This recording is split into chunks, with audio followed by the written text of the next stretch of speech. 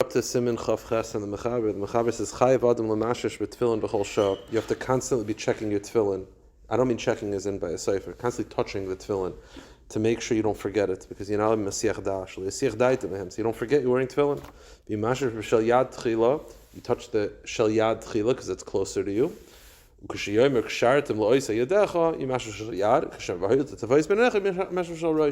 minig is that when you say you touch the shel yad, you move around the shel yad, make sure that you remind yourself. The point is to remind yourself that you're wearing tefillin.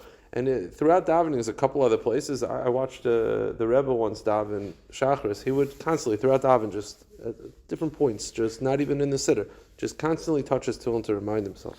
The Mishnah Berurah says, "B'chol shah shenizka b'mchayim lamashmish da'idei kenizka l'intadar v'layavli dehesach hadas."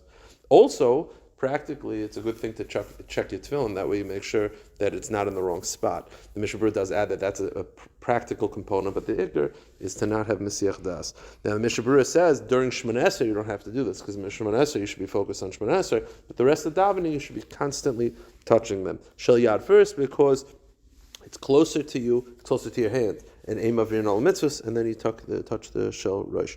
Now, the Mishnah Berurah, the Mechaber says in Beis, tefillin shel rosh choylitz tchila.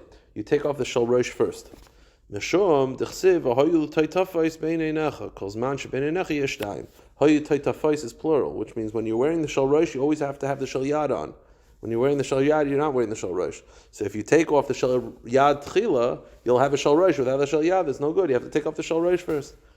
So the Mechaber says weiter, tzarich lachleitz tefillin shel rosh me'umid. We take off the shel rosh standing. The reason being, the Mishnah Berurah says, why do you take off the rosh standing? We'll get to it in a second. Okay, let's go to Mishnah Berurah.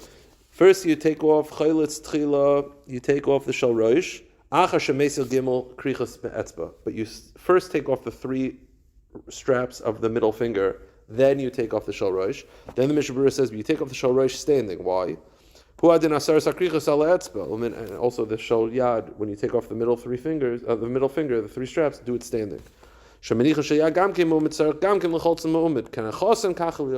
have to be standing? Because we put it on standing, therefore you take it off standing. It's taken off the way you stand, the way it's put on. Now, Svardim will put on, he says, so Svardim put on, don't they take off the shel rosh sitting? They take off the shel yad. They'll take off the 3 from the middle fingers sitting. Meaning some of the shel yad they'll take off sitting because they put on. And then when you get up, because Svardim put on the shel yad sitting, they'll remove the straps of the shel yad while sitting as well. Then the Mishnah Berurah says, Yesh mechachamim sheyunoigim lachatz atfilin shel rosh biyad small shebiyad keya. I notice people don't do this. They should do this. When you take off the shel rosh, use your left hand. The reason being is because you want to show how difficult it is to do such a thing, and the left hand is the weaker hand. So you want to show that HaKadosh Baruch Hu, I don't want to take off my shel rosh, but I have to at some point. Then the Mishnah Berurah says, if you're a lefty, you take it off with your right hand. Again, it's the same premise. Now the Mechaber says, betik shel rosh. You put the shel rosh in its case, and you put the case all of shel yad. You put the shel yad on top of it. If you had a case, we put them side by side, but they used to have like narrow cases. You put the shel rosh on the shel yad on top. Why? Because you want to touch it first. Put the shel yad before the shel rosh. So you put the shel yad on top, so you touch it first. Okay. Now, practically, we have the Mishnah Berurah says that nowadays we have them side by side. So again, it's not an issue. What we try to do is to have it that when the zipper opens, it opens into the shel yad. So you're taking the shel yad first.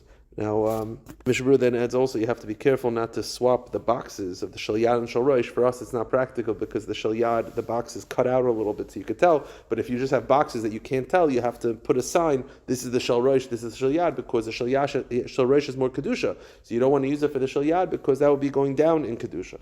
Then the Mechaber says in Gimel, minig hachachamim lenashik atfilin. The minig of Chachamim is to kiss the tefillin when you put it on and when you take it off. Now the chiddush of this is that as you're taking the shel rosh and you're about to put it on, you kiss it. The reason why that's a chiddush is because one could argue there should be no hefsek. You should put the shel rosh on immediately. So you might think that kissing is a hefsek. Kamashal, no, it's part of the chavivas hamitzvah. The Mishnah Berurah says, kishem mekapel atfillin. One more halacha. The Mishnah Berurah says, Kishemekapel atfilin. Yeah.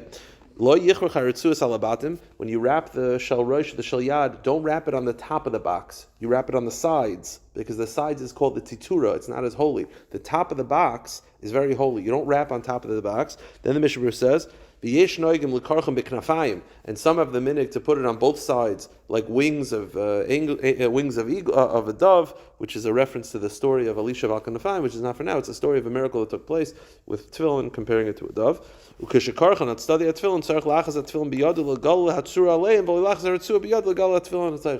You wrap the straps around the box. You don't wrap the box around the strap, meaning you don't hold the strap and twist the box. That's a bizayon. You hold the box and you wrap the strap. Also, you don't shake them out of the bag. You take them and I would also say that I've seen sometimes people like shake the tefillin for the straps to go off. It's not so appropriate. It's not from the Mishnah Berurah, but it's not such appropriate thing.